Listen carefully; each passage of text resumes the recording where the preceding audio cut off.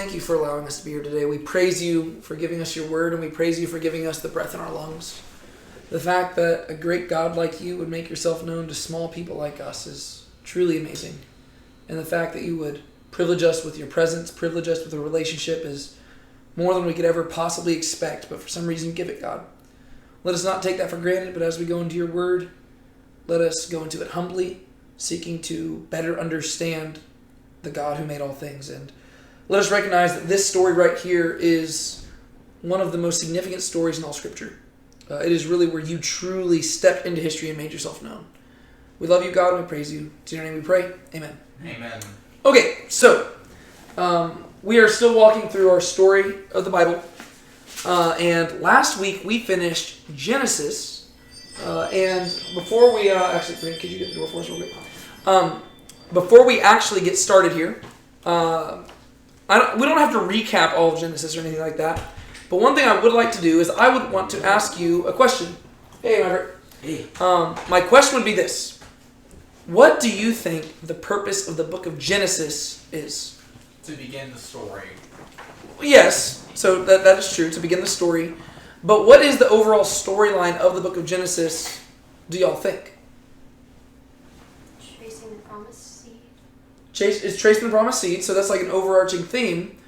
But even then, and I'm not saying, like, I don't even have a direct answer that I'm going for here. But there is this challenge that we face, right?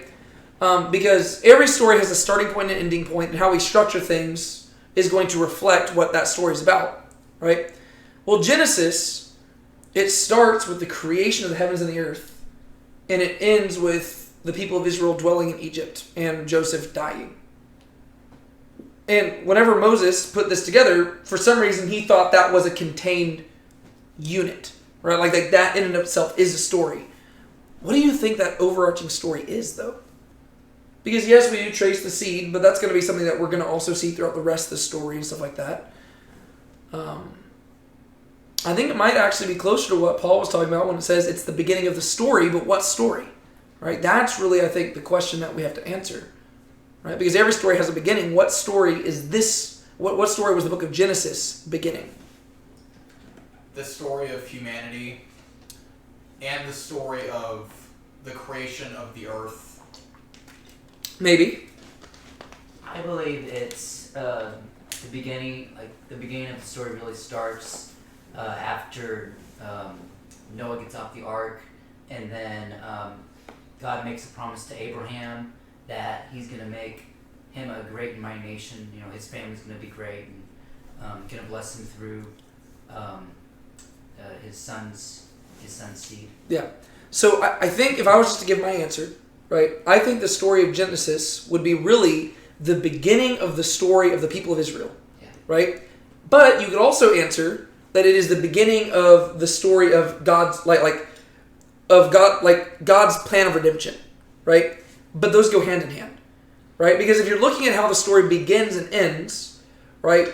Really, Genesis, it is this single unit, but it also is chapter 1 in a greater story, right? So Genesis began with the creation of all things, and those first 11 chapters dealt with really the ramifications of that creation, right? To where you got to see how God was working with the world at large, right? But then in Genesis 11, you have the Tower of Babel moment, where all of a sudden there's all these nations, and we get to see how God's redemption plan is going to have to get more specific, right? So in those first 11 chapters, you're generally like, you have the fall of man, you have the promise of the promised seed that will come to crush the serpent, right? That's in those earlier chapters, right? And you're already tracing that. So the redemption story is set in motion in chapter 3, and you're trying to figure out where this is exactly heading.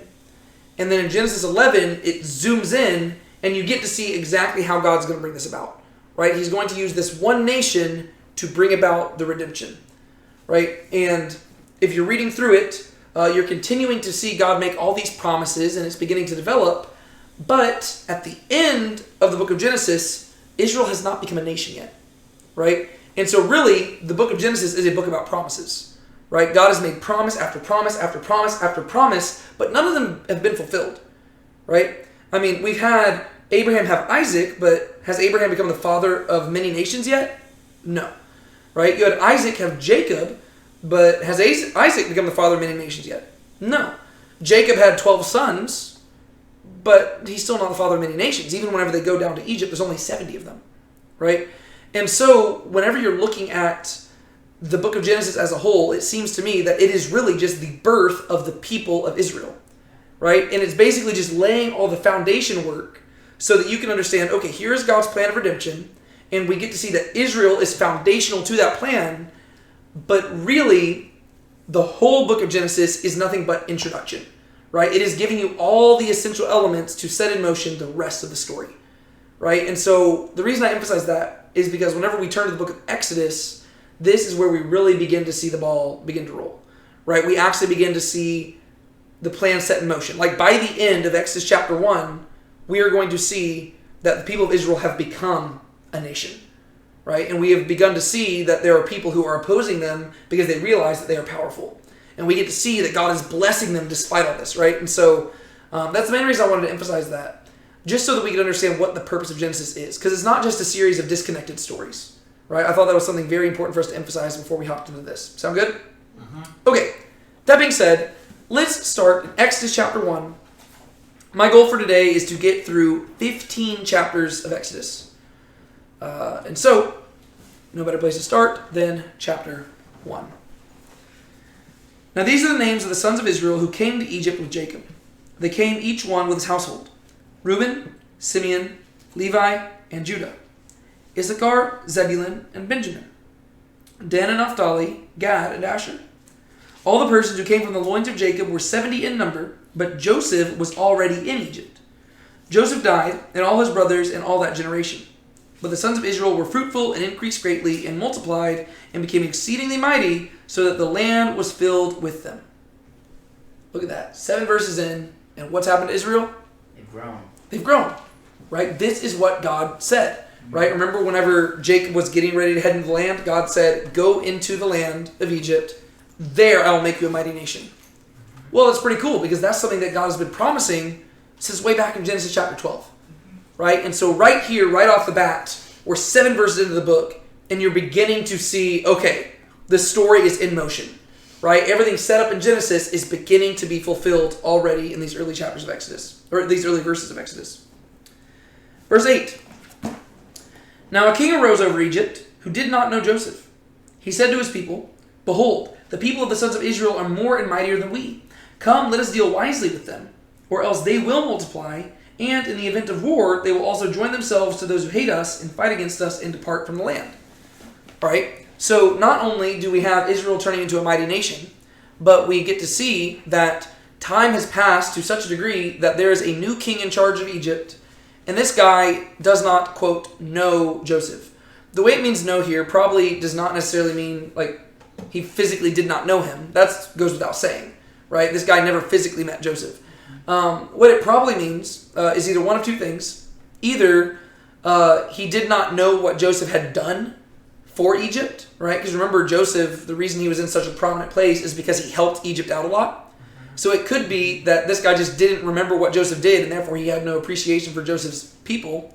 Or it could be he did not know him in the sense of he knew all the stuff Joseph did, he just did not care. Right? So it could just be that he actively did not care about what Joseph or his family had done. And, you know, that's old history. We don't care about those guys anymore.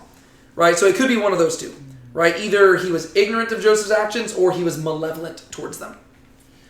So they appointed taskmasters over them to afflict them with hard labor.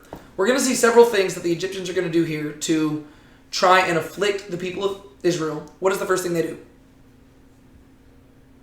I know one of those things that Pharaoh did was put them to hard labor. Like, I can't remember exactly what they did. Well, the thing we just read, right? They appointed taskmasters over them to afflict them with hard labor, right? They enslaved them, Yeah. right? So that's the first thing they do, right? The first attempt that they are trying to get to subjugate the people is by literally subjugating them and making them slaves. Mm-hmm. Why is Pharaoh doing this? To make the people fear him? Yes, but why does it? Well, that's part of it. Why is it that he feels the need to do this? Because he thinks that they could overthrow them possibly because they're a large people and they're multiplying, and so he doesn't want them to overpower. Yeah, he's afraid, right? He's in charge. He looks at this people who is becoming very, dense population-wise, and he realizes that if it ever came down to it, that somebody wanted to rebel, these people would be unstoppable, right? And so he realizes he needs to do something now to take their power away from them. What better way than to enslave them? So that's what he does. But notice this. The more they afflicted them, the more they multiplied and the more they spread out, so that they were in dread of the sons of Israel. This once again goes back to Genesis chapter 12. I will bless those who bless you, those who do not, I will curse. Right? So, God is going to afflict the people of Egypt because of what they're doing to Israel. But no matter what, do you remember what God said he was going to do to Israel? Prosper them. Bless them, right? Yeah, he's going to bless them. And so, even though Pharaoh is afflicting Israel, Israel's being blessed. And God is still fulfilling his promises. And the more afflicted they are, the more they are prospering, so that it actually ends up being even worse off for Pharaoh. Right? Pharaoh was hoping to scare them into just cowering away, but instead these people are becoming even bigger and mightier till he doesn't even know what to do. The Egyptians compelled the sons of Israel to labor rigorously, and they made their lives bitter with hard labor in mortar and bricks and all kinds of labor in the field, and their labors which they rigorously imposed on them. Right? So we get to see that this is not working, and so they're just making it harder and harder and harder. Right? And as a result, the Israelites are getting deeper and deeper and deeper into their hard labor. And so, that's strike one. Right? That's the first thing that Egypt has done against the Israelites. And remember, God's going to remember all these things. Secondly, then the king of Egypt spoke to the Hebrew midwives, one of whom was named Shiphrah, and the others whose name was Puah. And he said, when you are helping the Hebrew women to give birth and see them upon the birth stool, if it is a son, then you shall put them to death. But if it is a daughter, then she shall live. So, what does he command? What is a midwife, first off? Oh, yeah. Someone who helps someone give birth. Yeah, somebody who helps deliver a baby, right? Okay, so what does he tell the midwives to do? If it's a boy, if it's a son, kill it, or if it's a daughter, let it live. Yeah, so what's he trying to do? Trying not to make anyone who could raise up to become king. Or Well, raise up to become a warrior or something, Yeah. right? Because Right. back in the day, only men would be in the army, right? And so, if you, there's no harm in letting the women live, because then, at the very least, you have more women to marry off to Egyptians, right? But the men are the ones he's concerned about raising up, he's concerned about them rising up against him, and so he says, take those out, right? Okay? But the midwives fear God, and did not do as the king of Egypt had commanded them, but let the boys live. So the king of Egypt called for the midwives and said to them, why have you done this thing, and let the boys live?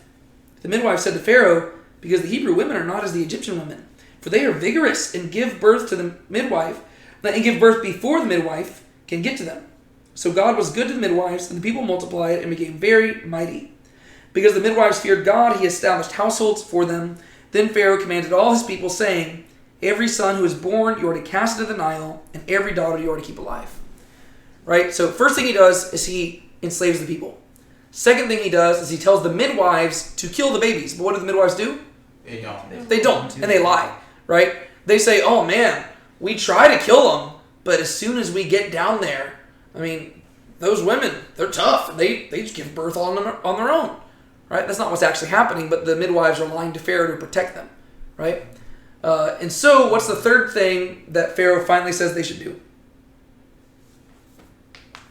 Every son who is born must be thrown into the Nile, but every daughter should be kept alive. Yeah, so every son that the Hebrews have should be thrown into the Nile River, right?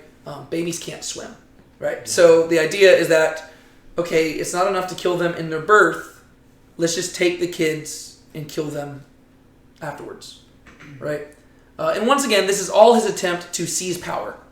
Ironically, all of this is going to be his own undoing, because eventually it's going to come to bite Egypt back in the butt, right? Because God is going to end up afflicting Egypt in response to all these things, and Egypt's going to lose a lot of power as a result.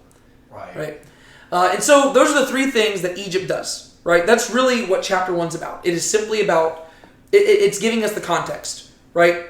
Basically just telling us that hundreds of years have passed, and things are way different than where we left them in Genesis, right? In Genesis, we left off with one of the Hebrew people, Joseph, being second in command of all Egypt, and the people of Israel moving there and prospering.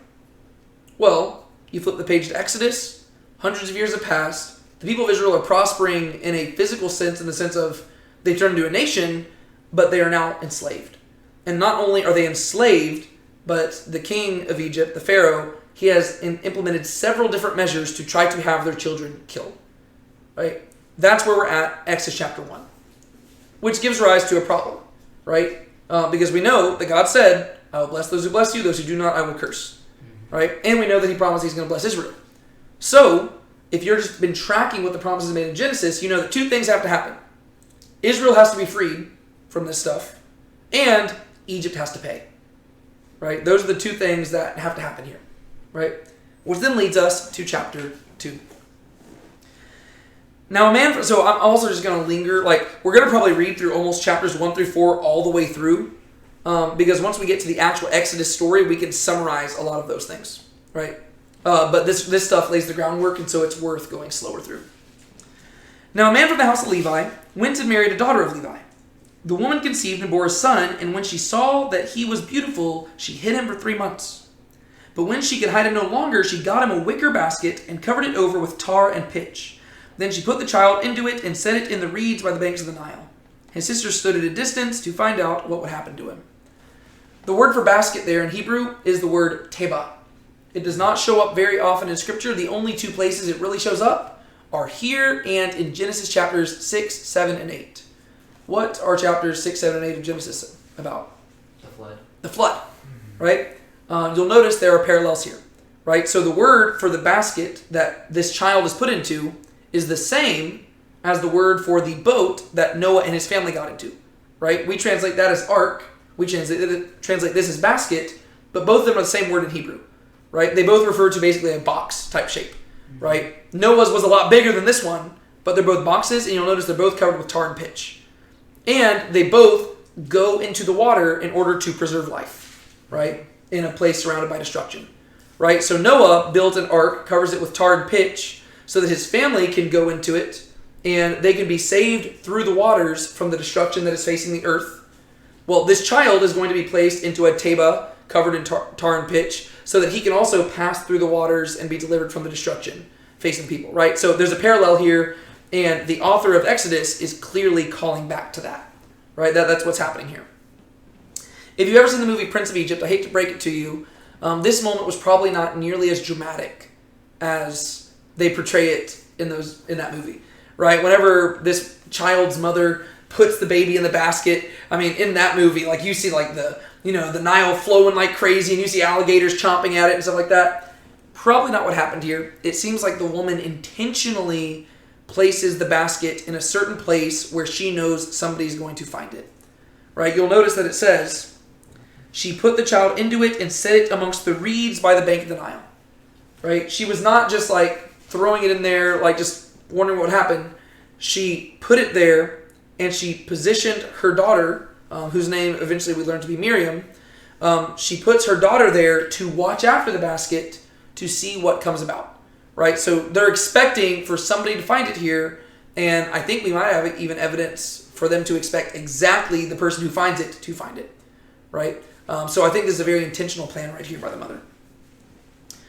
The daughter of Pharaoh came down to bathe at the Nile, and with her maidens walking alongside the Nile. And she saw the basket among the reeds, and sent her maid, and she brought it to her. When she opened it, she saw the child, and behold, the boy was crying. And she had pity on him, and said, "This is one of the Hebrews' children." Then his sister said to Pharaoh's daughter, "Shall I go and call a nurse for you from the Hebrew women, that she may nurse the child for you?" Pharaoh's daughter said to her, "Go ahead." So the girl went and called the child's mother. Then Pharaoh's daughter said to her, "Take this child away and nurse him for me, and I will give you your wages." So the woman took the child and nursed him. All right? So the story progresses, right? They leave the basket in the reeds, and then lo and behold, who comes out to bathe? Pharaoh's daughter. Pharaoh's daughter, right? It seems like the mother knew that this is probably where Pharaoh's daughter went and did this. Well, Pharaoh's daughter comes out, and she looks, and she sees this basket. She sends one of her servants to go get it. right? The servant wades out there, gets the basket, they open it up, and she sees the child. And Pharaoh's daughter immediately knows who this is, right? She says it's one of the Hebrew kids, right? It's not like she doesn't think that this child just miraculously showed up here. She recognizes that there is some mother out there who was wanting to save her kid, and they put the kid there, and now that she sees this child weeping, Pharaoh's daughter has compassion. And she says, all right, I'll make this child my own. But who was it who was standing in the reeds watching all this? Pharaoh's daughter. Well, no. Oops. The sister, Miriam. right? Miriam, right? The sister. Her name hasn't been given yet, but her name's Miriam, right? Well, the sister's been watching all this. And see, she sees that Pharaoh's daughter wants to keep the child. And so she says, do you want me to go and get one of the midwives? Or do you want me to go get one of the Hebrew women to help nurse the child? And Pharaoh's daughter says, yes, that would be great. And so who does she go and get? His sister. Well, the sister goes and gets the child's mother, Oh. right? Because the sister's the one talking to Pharaoh's daughter, right? So the sister comes up to Pharaoh's daughter and says, would you like me to go get one of the Hebrew women to nurse the child? Pharaoh's daughter says yes. And so the girl goes and gets her mom. But the cool thing is, Pharaoh's daughter does not know that this is the child's actual mother, right? And so what ends up happening is that this child gets to live, and he's actually raised by his mom, right? And so it all works out, right? And so he's raised in an Egyptian palace, but he's raised by his own mother, right? This is another place where the Prince of Egypt probably gets it a little bit wrong, because most likely this child did not grow up unaware of the fact that he was a Hebrew. He probably grew up knowing good and well that he was a Hebrew, because first off, Pharaoh's daughter knew it, and he was raised by his own mom, right? And he probably looked different from the Egyptians, right? And so he knew he was a Hebrew from the very beginning, but he's a man of two worlds, right? He's being raised and nursed by his own mother, a Hebrew woman, but he's growing up in a palace as a prince of Egypt. The child grew, and she brought him to Pharaoh's daughter, and he became her son, right? So after his mother nurses him for a while, and he grows up into a good old age, right, where he's probably, 8 or 9 years old, she eventually returns him back to Pharaoh's daughter, and she named him Moses and said, because I drew him out of the water. The word Moses means to be drawn out or to be born, right? Around this time period, you do have pharaohs named very similar, right? Thutmose, right? Thutmose is one of the pharaohs. Thut is one of the Egyptian gods, right? And Mos means to be born or drawn out. So Thutmose means born of Thut, right? Or you have the pharaoh Ramesses, right? Ramesses is Ra, right? The Egyptian god Ra, right? He's the sun god, right? And then Moses, right? So Ramesses, it's literally to be born of Ra, right? And so Moses is actually a very common name in Egyptian, just because it's, that's just a very common thing.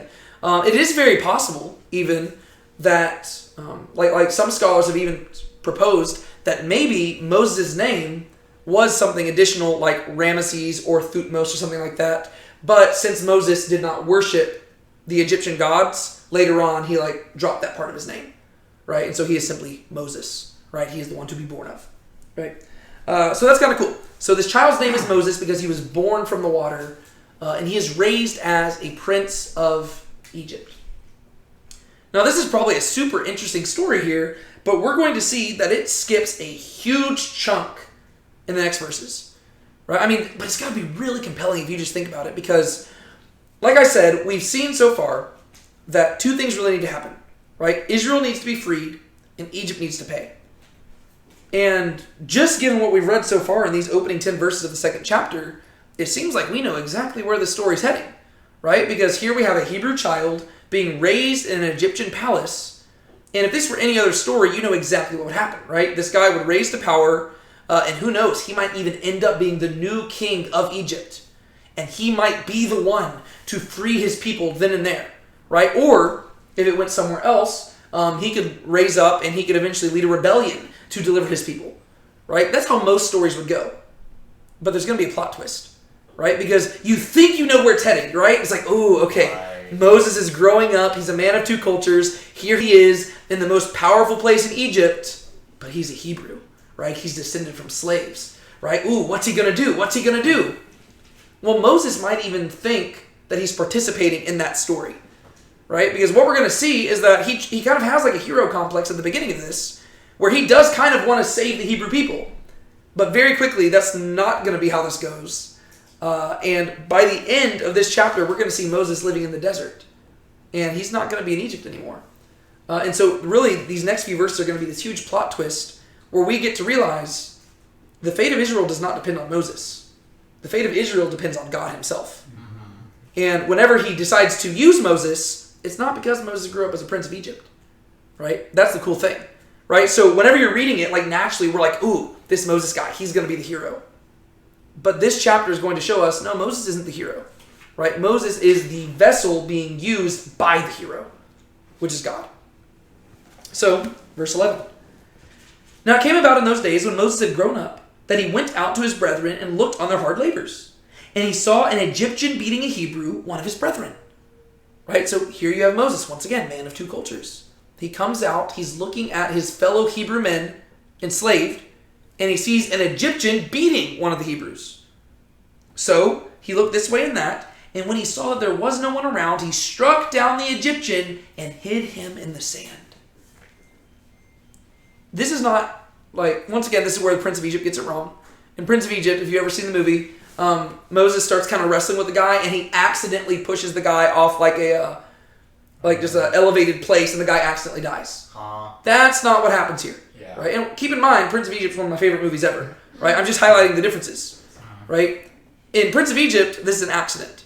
In the actual biblical story, this is cold-blooded murder. Right? You're like, whoa, this is crazy. But it's kind of valiant. Right? I mean, here you've got this guy who sees an injustice being done. What does he do? He takes justice and vengeance into his own hands. Right? If this were any other story, we would be rooting for this guy. Right? But that's not really how the story presents it, right? Instead of this being this amazing hero rising up to save his people, it's almost like the author wants you to realize that what he's doing is wrong, right? Because it says Moses looked this way and that, right? He's governing himself in secrecy. And then he goes out, he strikes the man down, and then he covers his body in sand, right? So he buries the guy. So this is cold-blooded murder, but it's done in secret, right? To where it's like it's almost like he wants to be a vigilante. Right? He wants to be like Batman in the middle of the night, like going out and saving the people from within. That's kind of what Moses seems like he wants to do. And so, we keep reading. He went out the next day, and behold, two Hebrews were fighting each other. And he said to the offender, "Why are you striking your companion?" But he said, "Who made you a prince and judge over us? Are you intending to kill me as you killed the Egyptian?" Uh-oh. Turns out he wasn't very good at hiding his secret. Right? And we don't know what happened here, right? Maybe the wind blew and uncovered the dead body. Maybe the person he was defending whenever he killed the man saw what he did and went and told somebody. Or maybe whenever he looked this way and that, he didn't realize people were looking, but they actually were. It doesn't tell us how people figured out, but they did figure out somehow. And rather than being grateful to him for what he's done, the people are afraid of him. What, are you going to kill us too? And he's like, oh, crud. This is not good, right? Like, basically, like, he was either wanting to keep it a secret, or if it was found out, he was wanting to be praised for it. But now, it's neither a secret, nor is he being praised for it, right? The people he was wanting to deliver have turned against him. Then Moses was afraid and said, "Surely the matter has become known." When Pharaoh heard of this matter, he tried to kill Moses. This is very interesting because if you read Josephus, right? Josephus is a first century Jewish historian.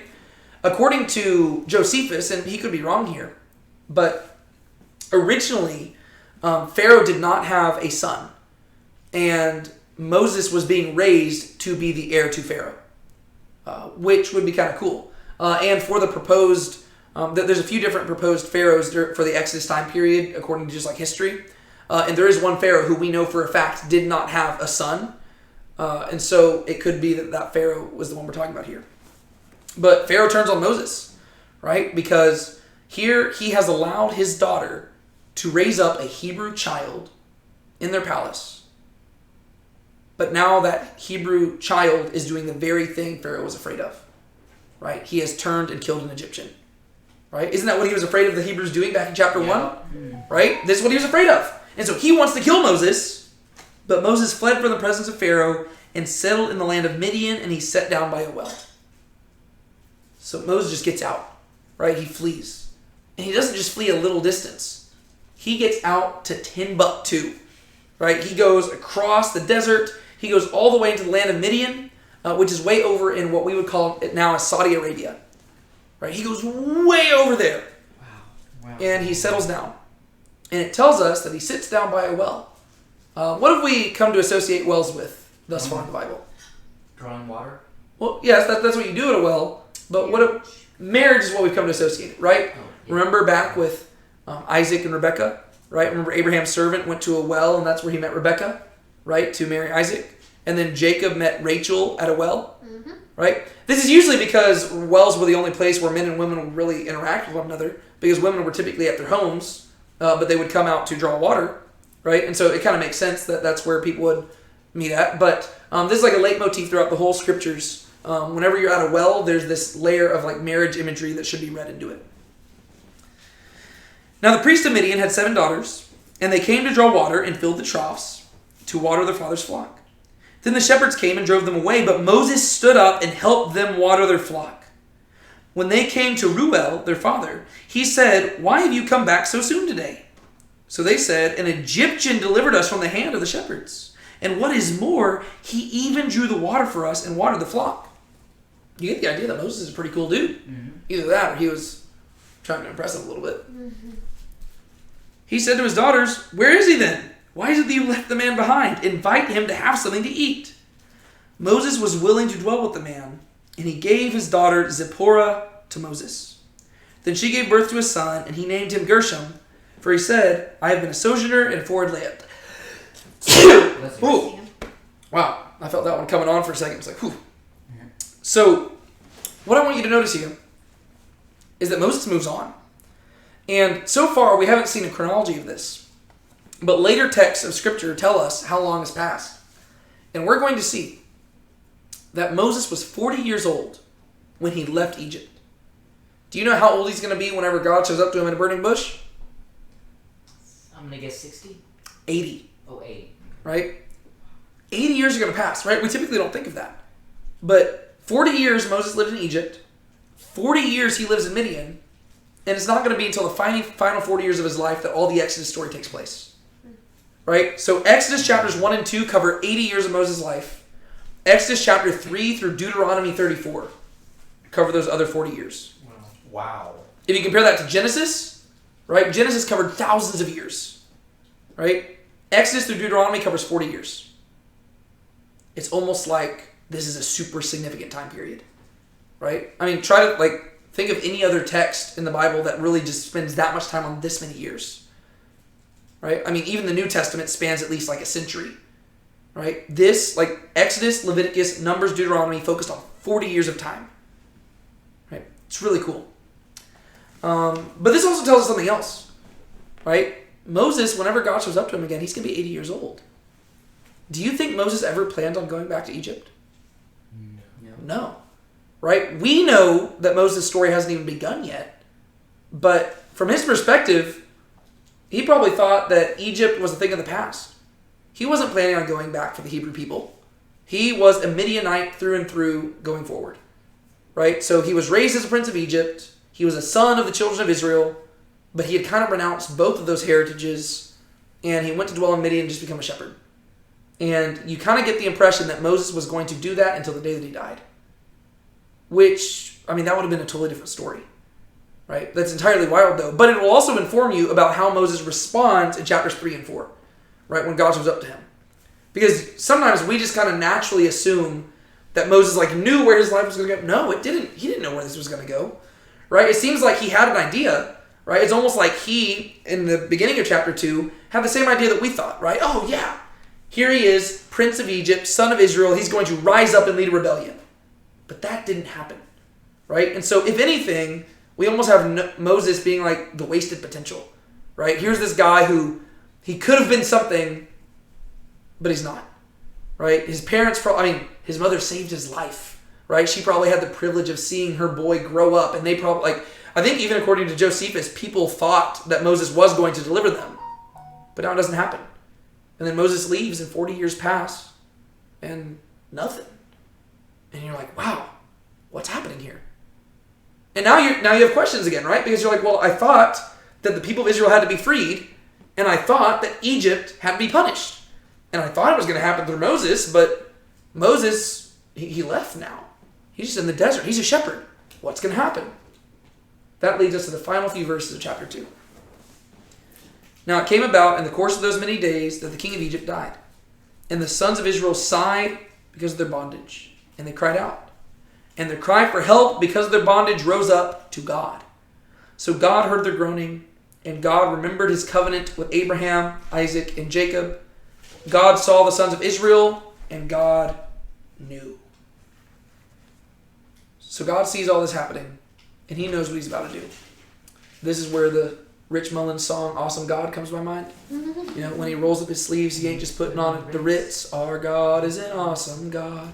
There's thunder in his footsteps and lightning in his fists. Our God is an awesome God. Right? That's what this moment is right here.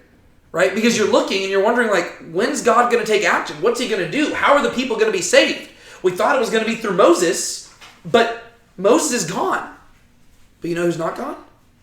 God. And even though Moses has abandoned his people, and even though Moses is no longer even anywhere near there, and Moses is living as a shepherd over in this total different region, God hears his people cry. And God remembers his covenant. And God knows exactly what he's going to do. And he's going to deliver the people, and he's going to punish Egypt. Right? And so I love the ending of chapter 2 there, because you're like, ooh, okay. Because now you realize who the real hero of the story is, right? It's not Moses, right? God is the hero of the story. But have you noticed what name we haven't read yet? What is God's name? Yahweh. But have you noticed that he hasn't been called that yet? Genesis chapters 1 and 2, he's only been called God. Well, that's because this is classic, it's dramatic flair. His name's going to be saved until chapter 3 right here. Let's read what happens. Now Moses was pasturing the flock of Jethro, his father-in-law, the priest of Midian. Just so you know, Jethro and Ruel are the same person, right? They just have the same, Ruel was mentioned a second ago. Well, Jethro and Ruel, same person. So he was pasturing the flock of Jethro, his father-in-law, the priest of Midian, and he led the flock to the west side of the wilderness and came to Horeb, the mountain of God. So Moses, he's been living there for 40 years. He's got a kid. He's moved on with life. One day, he takes his flocks and he goes to this mountain, which apparently at that time period was known for being kind of mystical, right? It's literally called the Mountain of God, Horeb. Another name this mountain is known as is Sinai. Sinai, yes. So this is Mount Sinai. It's also called Horeb. And apparently even the people at this time period knew that in some weird way God was associated with this mountain. The angel of Yahweh appeared to him in a blazing fire from the midst of a bush. And he looked, and behold, the bush was burning with fire, yet the bush was not consumed. So Moses said, I must turn aside now and see this marvelous sight. Why the bush is not burned up. When Yahweh saw that he turned aside to look, God called to him from the midst of the bush and said, Moses, Moses. And he said, here I am. In Hebrew, hineni. I love that phrase, like that one word in Hebrew. It shows up all the time throughout Scripture. This is what Abraham said whenever God called out to him. Abraham, Abraham, hineni. Moses, Moses, hineni. Whenever God will call to Samuel, Samuel, Samuel, hineni. Whenever God is talking in Isaiah's vision, whom shall I send? Here I am, send me. Hine selacheni. Right? This is the same phrase. So Moses sees this interesting sight. Right? This picture doesn't quite grasp it, because in this picture you'll notice that the bush is being consumed. But the bush that Moses sees isn't. Right? It's on fire, but it's not being destroyed. This is not going to be the last time that we see God's presence associated with fire. So Moses says, here I am. And then God says, do not come near here. Remove your sandals from your feet, for the place on which you are standing is holy ground. He said also, I am the God of your father, the God of Abraham, the God of Isaac, and the God of Jacob. Then Moses hid his face, for he was afraid to look at God. This is really cool, right? Because Moses has renounced his heritage, but it seems like God has not renounced him. He says, hey, Moses, you've been living in Midian for 40 years. but I haven't forgotten who you are. You're a Hebrew, and I'm the God of the Hebrews. Right? Abraham, Isaac, and Jacob, I'm their God. And apparently Moses does remember the stories that he was told as a child. He remembers who the God of the Hebrews is.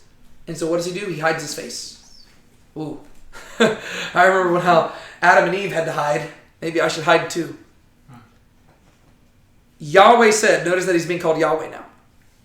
Yahweh said, I have surely seen the affliction of my people who are in Egypt, and have given heed to their cry because of their taskmasters, for I am aware of their sufferings. So I have come down to deliver them from the power of the Egyptians, and to bring them up from the land to a good and spacious land, to a land flowing with milk and honey, to the place of the Canaanite and the Hittite and the Amorite and the Perizzite and the Hivite and the Jebusite. Now behold, the cry of the sons of Israel have come to me. Furthermore, I have seen the oppression with which the Egyptians are oppressing them. All right. Well, you can imagine that Moses is kind of getting excited by this, right? Here he is, just a shepherd wandering around with the sheep, comes across this bush. God himself speaks from the bush, and it begins to tell him, you know your people? I remember their suffering. Remember how you killed that Egyptian that one day? I saw that, right? I know what my people have been going through. I know their bondage, and I'm getting ready to free them. And I imagine Moses is thinking, oh, that's pretty cool. That's awesome. Don't know what that has to do with me. Really cool. I mean, that's just splendid plan. You know what? Maybe like if you get them out of there, then maybe me and my family can go live with them again. Right? That sounds really great. I would love my people to be freed. But then God says something that Moses did not expect. Therefore, come now, and I will send you to Pharaoh, so that you may bring my people, the sons of Israel, out of Egypt. Huh? This is where Moses is like, wait a second. Now this changes things. I'm 80 years old. I am a shepherd. I've already tried the whole deliver my people from Egypt before. It didn't go well for me. Right? I killed a guy, tried to bury his body, and people found out about it, and then Pharaoh tried to kill me, and the people didn't really appreciate it. So we're going to see that Moses is understandably reluctant. Right? He's like, I don't think I'm the guy fit for this. But Moses said to God, who am I that I should go to Pharaoh and that I should bring the sons of Israel out of Egypt? That's a fair question. Right? Who am I? I mean, maybe back when I was a prince of Egypt, I could understand you trying to have me do this. But any connections I had in Egypt are gone. Right? I mean, there's a new Pharaoh over Egypt now. The Pharaoh that I had a connection to, he's dead. Right? I'm a shepherd. I'm a Midian. Who am I that you would send me there? And God said, I will be with you, and this will be a sign to you that it is I who have sent you. When you have brought the people out of Egypt, you shall worship God at this mountain. So God prophesies here. He says, you want to know confirmation that I'll be with you? After you free the people, you'll bring them back here to this mountain. You see what the problem is there, though? Basically, he's saying, you're not going to know that I'm fully with you until you actually do the job. Right? Because he says, here's the sign that you'll know I'm with you. After you've done it, you'll bring the people back here. Well, crud. It's like, well, I would like to know now. That'd be good. And that's what we're going to see Moses push for. He's going to be like, well, I'd like a sign now. Right? But God is saying, well, you'll know that this is the truth whenever you go there, get the job done, and come back. And Moses is still like, I would like more signs than just that. But Moses is going to roll with it. Then Moses said to God, behold, I am going to the sons of Israel, and I will say to them, the God of your fathers has sent me to you. Now they will say to me, what is his name? What shall I say to them? Right? So Moses, once again, his question is fair. Some random dude wanders out of the desert, comes to you and says, hey, God told me that I was going to free you or something. The people are going to have questions. All right? They're going to wonder, who? Right? Who? God showed up to you? What did God look like? Right? What God showed up to you? Was it they're going to think that he's crazy, right? That's what he's saying, right? These guys are going to think that I'm crazy. They're going to think I don't know what I'm talking about. If I show up to them, I need to at least tell them who it is that sent me. I can't just say that a bush told me to do this. They're going to think that I was tripping on some weird cactus or something and that I had a vision, right? Who sent me to go do this? What God? God said to Moses, I am who I am. And he said, thus you shall say to the sons of Israel, I am has sent me to you. God furthermore said to Moses, thus you shall say to the sons of Israel, Yahweh, the God of your fathers, the God of Abraham, the God of Isaac, the God of Jacob has sent me to you. This is my name forever, and this is my memorial name to all generations. Go and gather the elders of Israel together and say to them, Yahweh, the God of your fathers, the God of Abraham, Isaac, and Jacob, has appeared to me, saying, I am indeed concerned about you, and what has been done to you in Egypt. So I said, I will bring you up out of the affliction of Egypt to the land of the Canaanite, and the Hittite, and the Amorite, and the Perizzite, and the Hivite, and the Jebusite, to a land flowing with milk and honey. They will pay heed to what you say, and you with the elders of Israel will come to the king of Egypt, and you will say to him, Yahweh, the God of the Hebrews, has met with us. So now, please let us go a 3 days' journey into the wilderness. Hold up just a second. All right. Let us go 3 days' journey into the wilderness, that we may sacrifice to Yahweh our God. But I know that the king of Egypt will not permit you to go, except under compulsion. So I will stretch out my hand and strike Egypt with all my miracles, which I shall do in the midst of it. And after that he will let you go. I will grant this people favor in the sight of the Egyptians, and it shall be that when you go, you will not go empty-handed. But every woman shall ask of her neighbor and the woman who lives in her house articles of silver and articles of gold and clothing, and you will put them on your sons and daughters. Thus you will plunder the Egyptians. So Moses asks, who should I say sent me? And God says, I'll tell you who sent you. And not only will I tell you who sent you, I'll tell you exactly what you're going to do. First off, what God sent you? Moses, I am who I am. Right? If they're wanting to know which God sent you, the God who created everything. Right? The head honcho, the one who is. Right? The God who exists. I am who I am. Do I need another identity badge? No. That's who sent you. Right? I'm not just a God. I am the God. The God of gods, King of kings, Lord of lords. That's who sent you. If they want a name, tell them that I'm Yahweh, the God of the Hebrews. Because it just so happens that the God that the Hebrews worship is the God who created all things. Right? The one who called Abraham in Genesis 12 as the one who created all things in Genesis 1. We take this for granted, but you got to realize that not everybody takes this for granted. Right? The Canaanites, whenever they worshiped Baal, they didn't assume that Baal created everything. Right? They thought there were other gods who did that. Well, not Israel. Israel said that the God they worship is the God over all things. Right? He's not simply the God of fertility or the God of storms or the God of the underworld. No, he is the God of gods. He's the God of everything, the heavens and the earth. He says, that's who I am. I am who I am. If they want a name, call me Yahweh. Because Yahweh is the name I want to be known as. Right? And I am the God of the Hebrews. I'm the one who made a promise to Abraham, Isaac, and Jacob, and I plan on fulfilling it. So here's what's going to happen. You're going to go down there. You're going to talk to the Pharaoh.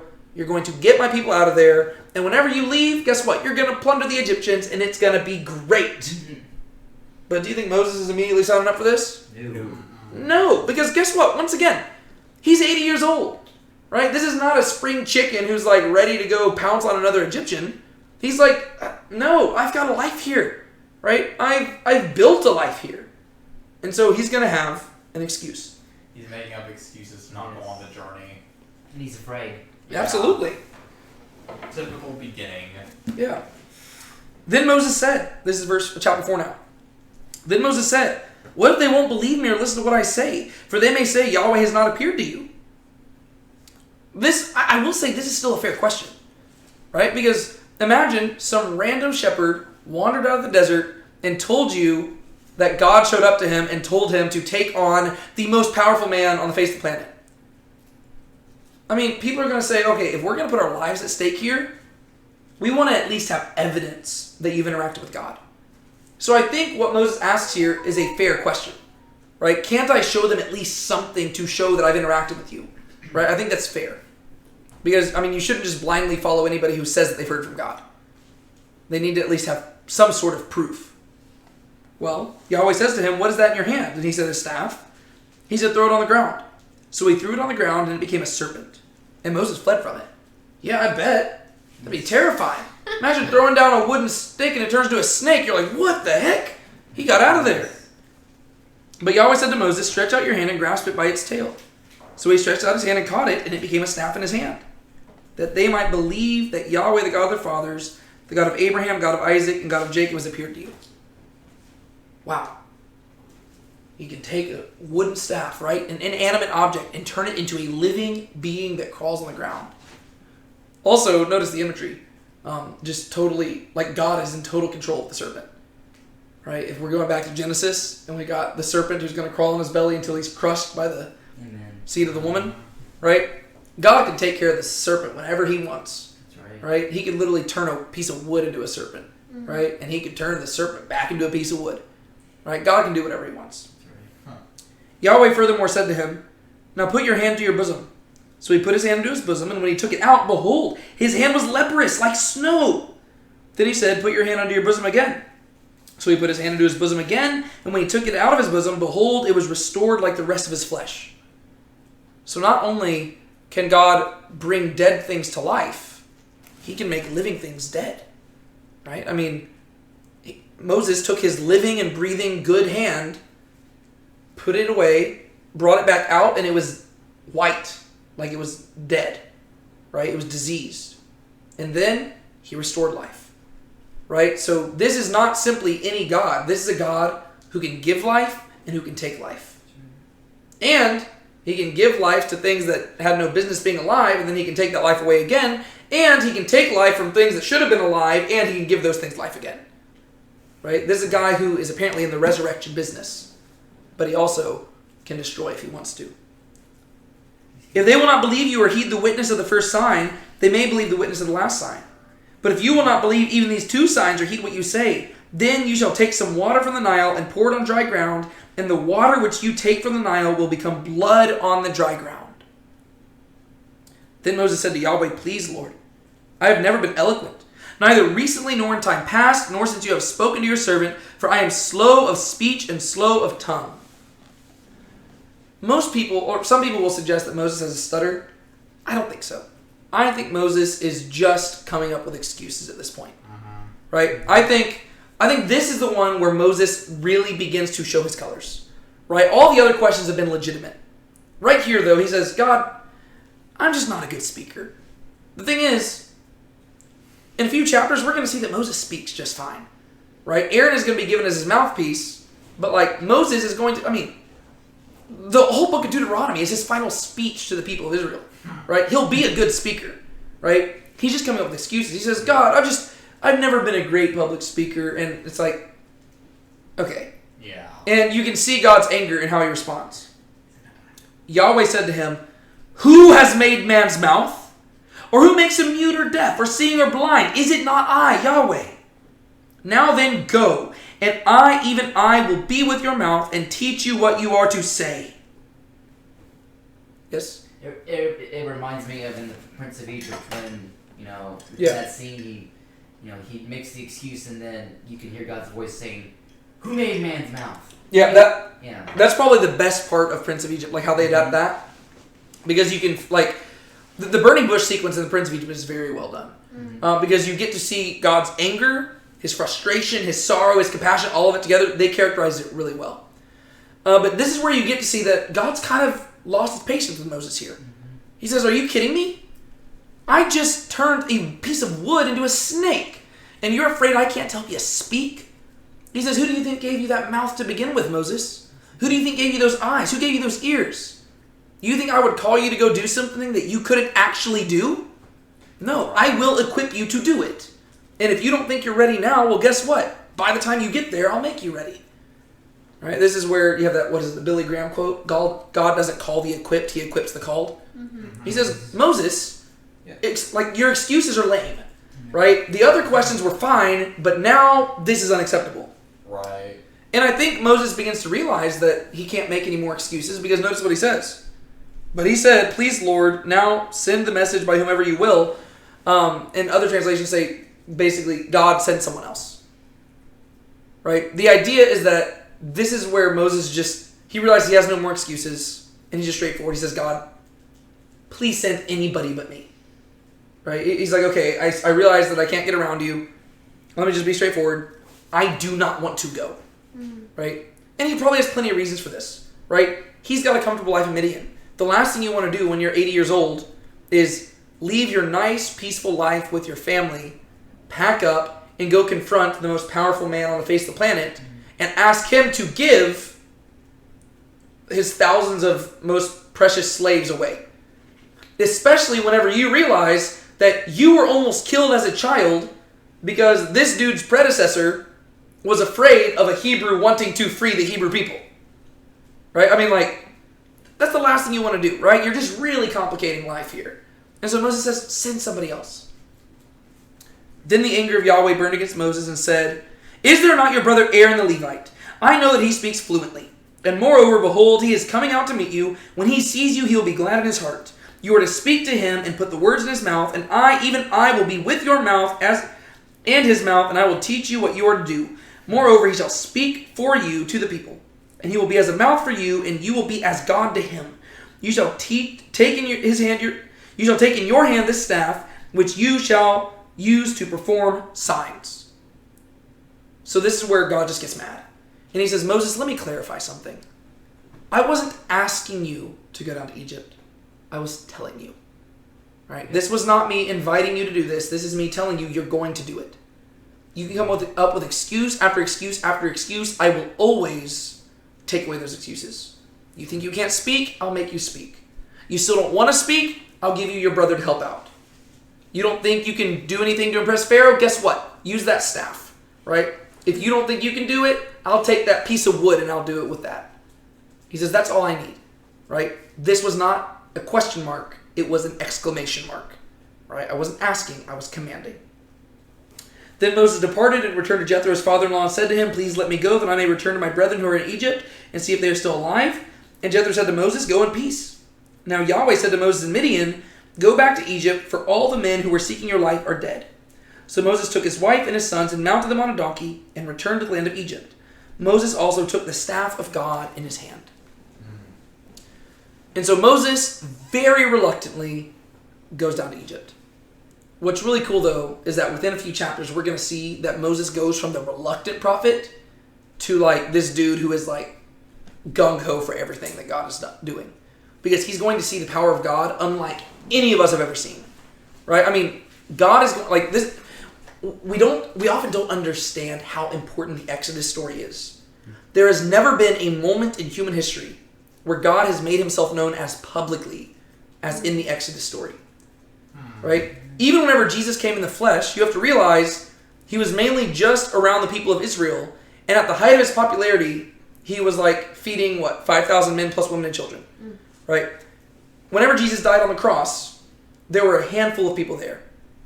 Only 500 plus people saw the resurrected Jesus. There are more than 500 people who attend the private school that I work at. Right? So even the Jesus event, even though that was the most intimate God has revealed himself, it was a relatively private thing. The Exodus event, God is going to make himself known before thousands and thousands and thousands.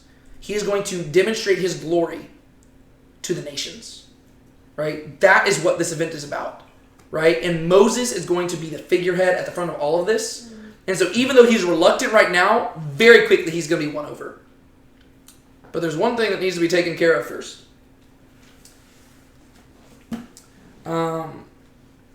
Let's jump down to verse 24. Actually, no, let's read 21. Yahweh said to Moses, when you go back to Egypt to see that you perform before Pharaoh all the wonders which I have put in your power, but I will harden his heart so he will not let the people go. Then you shall say to Pharaoh, thus says Yahweh, Israel is my son, my firstborn. So I said to you, let my son go that he may serve me, but you have refused to let him go. Behold, I will kill your son, your firstborn. Okay, so we have to answer a question here. Why would God do this? Right? God he says ahead of time, I'm going to send you before Pharaoh to free my people. But I will harden his heart so he will not let the people go. Why would God do that? Doesn't that seem like God's working against his own purposes? If God is willing to do that, what does that suggest? Patience. Free will of God, sovereignty of man. Excuse me. I'm getting confused. Sovereignty of God and free will of man. I would be guessing.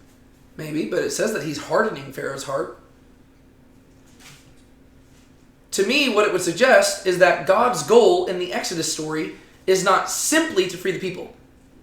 Right? Because if God's goal was simply to free the people, why would he harden Pharaoh's heart? And so another question we're going to have to ask here is, what is God trying to do here? Right? Well, we already know one part of it, because remember there were two things that needed to be done. One is that the people of Israel needed to be freed, and the second one was what? Make Egypt pay. Egypt needs to pay. Yep. Right? And so that's one reason, right?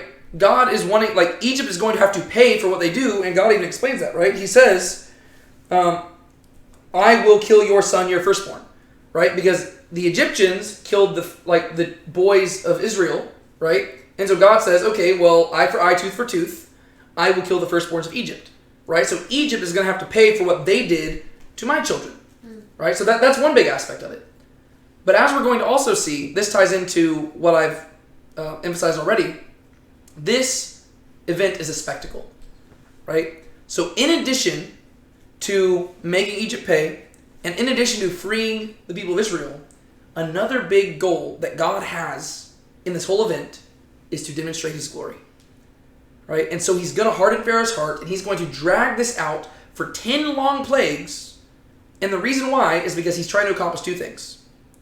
Really, I guess it's one thing. He's trying to drive everybody into the fear of him, right? And he's accomplishing really two things through that, right? One of them is that he's wooing the people of Israel, right? This is like whenever, a boy on the schoolyard sees like this girl across the playground, and he's wanting to impress her, and so he starts like doing things to try to woo her. That's what Yahweh's doing for Israel, right? He is going to begin to flex, and he is going to show them how powerful he is, so that whenever he delivers them, they should be devoted to him, because they realize that is a guy who can take care of me. On the other hand, what he's doing is he is scaring the bejeebies out of all the other nations, because he is going to show Egypt that their gods cannot compare to him. He is going to show that he is the I am who I am. And so it's not simply about freeing Israel, and it's not simply about punishing Egypt. It is about demonstrating what makes Yahweh Yahweh, right? This is the story where Yahweh flexes. And he begins to flex, not on Egypt, but on Moses. Verse 24. Now it came about at the lodging place on the way that Yahweh met him and sought to put him to death. God wanted to put Moses to death. And you're wondering, why would he want to put Moses to death? Notice what it is. Zipporah took a flint and cut off her son's foreskin and threw it at Moses' feet. And she said, you are indeed a bridegroom of blood to me. So he let him alone. At that time she said, you are a bridegroom of blood because of his circumcision. The reason why God wanted to put Moses to death is because Moses was going down to be the leader of the people of Israel, but he himself had abandoned the covenant. Because what is the sign of the Abrahamic covenant? Circumcision. But guess what Moses did not do to his child? Circumcise him. Which, that lets you know about Moses' spiritual state, right? Moses, whenever he moved to Midian, he had basically renounced being a Hebrew, right? He was no longer following the God of the Hebrews, right? He was no longer submitting to the Abrahamic covenant. But now God had picked him to go down there, and the first thing Moses should have done is circumcise his kid. But he didn't do it. And God says, how can you be the leader of my people if you yourself are not submitting to my covenant? And so Zipporah picked up on this. We don't even know exactly how she picked up on this, but she picked up, and in the middle of the night, she cuts off, poor kid, right? This kid, we don't know how old this kid is, right? Moses has been there for 40 years. This kid could be in his 20s for all we know, right? Ow. And she cuts this off, throws it at Moses' feet, and you can tell she's upset about it. You're a bridegroom of blood to me, right? She is very upset about this whole thing. But eventually what happens at the end of chapter 4, this is where we can begin to move a little faster through the narrative. Moses does get down to Egypt. He meets up with Aaron. They go before the elders of Israel, and he communicates that God has communicated to him, and that they are going to free the people. That sets in motion chapters 5 through 13, where we actually get to see the Exodus story play out. And the cool thing about these chapters is that we can go through them very quickly because they are pretty repetitive. And that's because what we're going to see is that basically there's this inciting moment where Moses and Aaron go before Pharaoh, and they're going to make a demand, and then Pharaoh's going to respond, and Moses is going to demonstrate a sign, and Pharaoh's going to have his magicians replicate that sign, and then Pharaoh's going to harden his heart, and that's going to set in motion all these plagues, right? But before we even get into the plagues themselves, what I want us to do is I want us to actually ask the greatest question that I think we can even ask in the book of Exodus, and that is, what is the purpose of the Exodus? Right? So the word Exodus just means exit, right? So whenever you're in Greece, like the Greek word, like if you're looking at an exit sign, it says Exodus, right? Because it just means exit, right? So whenever we say the Exodus, we are speaking of the people of Israel exiting Egypt. Why is it that God wanted to free the people? So that they could worship him or serve him? Yes, but what makes you say that? Because whenever Moses goes to Pharaoh, he says, "Let my people go so that they may serve me in the wilderness." Yes. Or that's what God tells Moses to say to Pharaoh. Yeah, so Brianna and I have talked about this before, so she already knew the answer where I was heading with this. It was supposed to be a trick question. Sorry. But the reason I highlight this is because usually people usually mistakenly think that the only purpose of the Exodus is to free the people from bondage. But the Bible does not allow you to think that, right? Because is that 7 times, right? 7 times Moses and Aaron go before Pharaoh and they repeat the same phrase. Let my people go that they may serve me. Right? And they're speaking on behalf of God here. Right? So the first half of it is let my people go, but the main thing is that they may serve me. And that second part is going to be the reason why the Exodus takes so long. Right? Because guess what? Did God need to, God didn't need to send all these plagues. Right? God could have snapped his finger and he could have just made it to where the people of Israel just vanished out of Egypt and just showed up in the promised land. Right? But that's how a lot of people typically think of the Exodus. They think that the whole goal of the Exodus is to get the people out of bondage and into the promised land. That's not the goal, right? If it was, God could have just snapped his finger and they'd show up there. Instead, what God's doing is, like I mentioned, he's flexing, right? He is going to show Israel how powerful he is. And the reason he's doing this is because his goal is not to get them to the promised land. His goal is to get them to him, right? Let my people go that they may serve me. And specifically, serve me in the wilderness, right? And whenever you actually look at the structure of the book of Exodus, chapters 1 through 15 are the let my people go section, right? It is the story of God getting them out of Egypt. And chapters 15, the end of 15 through the end of 40 is the serving God in the wilderness portion, right? Because if the whole goal of the Exodus was to get the people to the promised land, well, it fails because by the end of the book of Exodus, they're not in the promised land. They're still at Mount Sinai. They're not going to leave Mount Sinai until halfway through the book of Numbers. Right? And they're not going to go into the promised land until after Moses dies. And I don't think anybody would argue that Moses is a failure. No, Moses succeeded because the way the book of Exodus ends is with God's presence coming to dwell in the midst of the people in the tabernacle. Right? They have learned to serve God in the wilderness. Right? That's the goal of the Exodus. And so the reason why God hardens Pharaoh's heart, the reason why there's so many plagues, is because God is showing them how powerful he is. He is showing them that he is not simply a God who can make barren people have babies. He is not simply a God who can rain hellfire down on Sodom and Gomorrah. He is the God who can literally do anything he wants. And for some reason, he has chosen slaves to be his people. Right? He's wooing them. Right? This is not like a valiant knight going to save a princess in a tower. This is a noble prince going to save a lowly peasant woman from a brothel.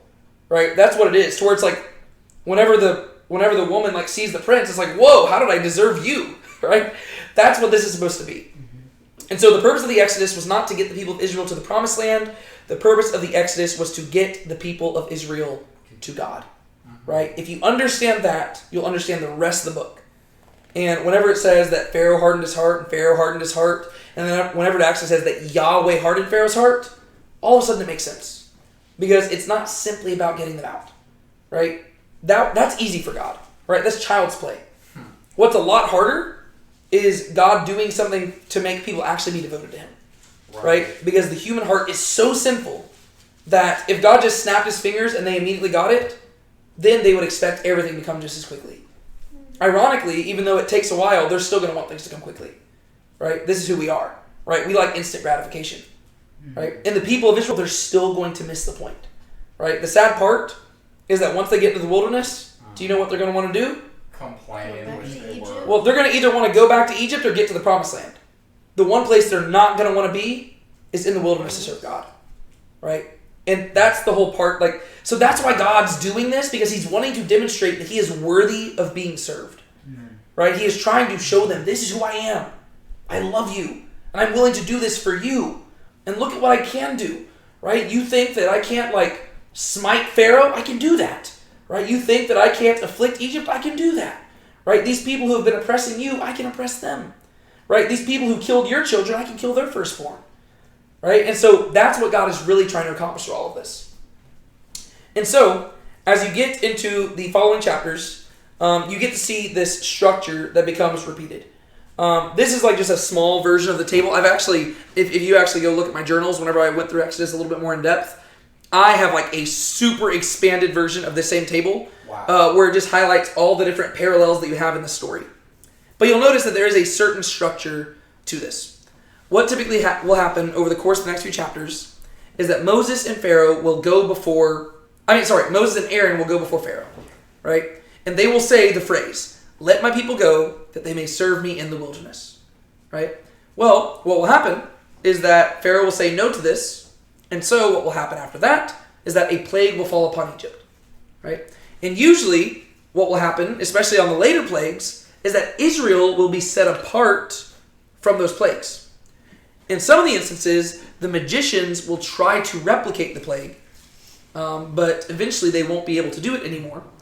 And then eventually we will read that Pharaoh will harden his heart, right? And so we won't read through all of these in the text because that would take a really long time, but we can summarize them, right? So the first one is actually not a plague itself. This is actually the first encounter that Moses and Aaron have with Pharaoh. And this is where Moses gets to do his whole throw the staff on the ground and it turns into a snake, right? So he says, "Let my people go, they may serve me in the wilderness." But Pharaoh says no. And in fact, Pharaoh is so upset by this that he actually makes the slave labor even harder on the Israelites, to where the Israelites are super upset with Moses because they're saying, like, dude, you came here and you just made things harder on us. And now Pharaoh's mad at us. And this is terrible, and we're not liking it. Well, Moses goes before them, and he does the whole staff to snake thing. But you know what the issue is? Pharaoh's magicians can do the same thing. They throw their staffs on the ground, and it turns into a snake as well. Uh-oh. So it turns out that these guys also have access to some sort of spiritual power and some supernatural abilities. But, you know how the story ends? Yes. Moses' snake eats the other snakes. So we get to see that the magicians have power, but we get to see that Moses' power is greater than theirs. But we still read that Pharaoh hardened his heart, which then leads us into the plagues themselves. Right? So Moses and them go before Pharaoh, "Let my people go, they may serve me in the wilderness." Pharaoh says no. The first thing is that water is turned into blood. Ironically, what is Jesus' first miracle going to be?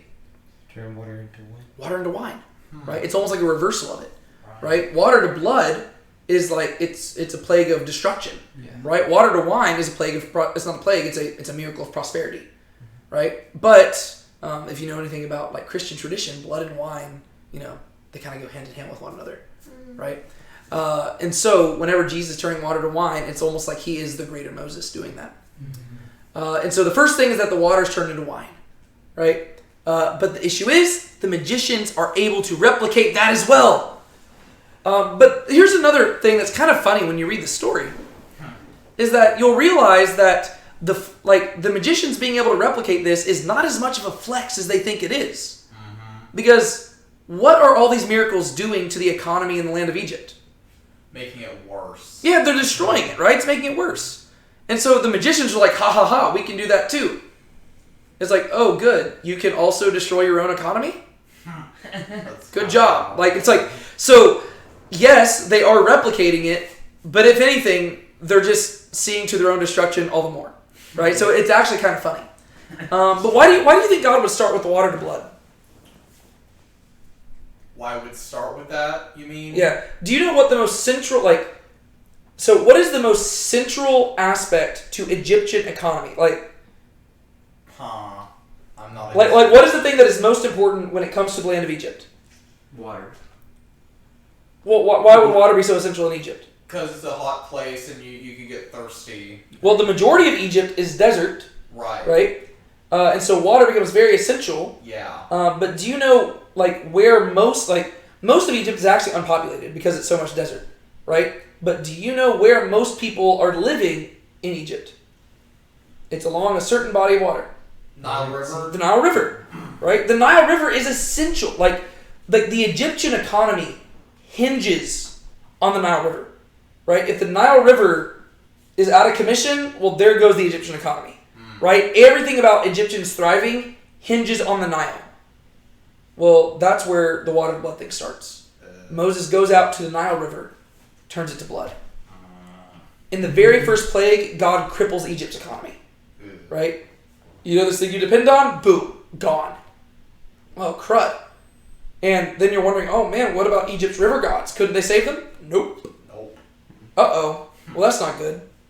And then frogs come out, right? And for these earlier plagues, there might actually be a logical progression to them, right? Because if you think about it, where do frogs usually live at?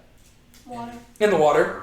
And so if the water turns to blood, well, the frogs are probably going to get out of the water and plague the land, right? And that doesn't take away the supernatural element of this, right? Because, God can use supernatural things He can use natural things to accomplish supernatural purposes, right? And so you have frogs coming out, but the magicians replicate that as well. They're also really good at making frogs go all over the land.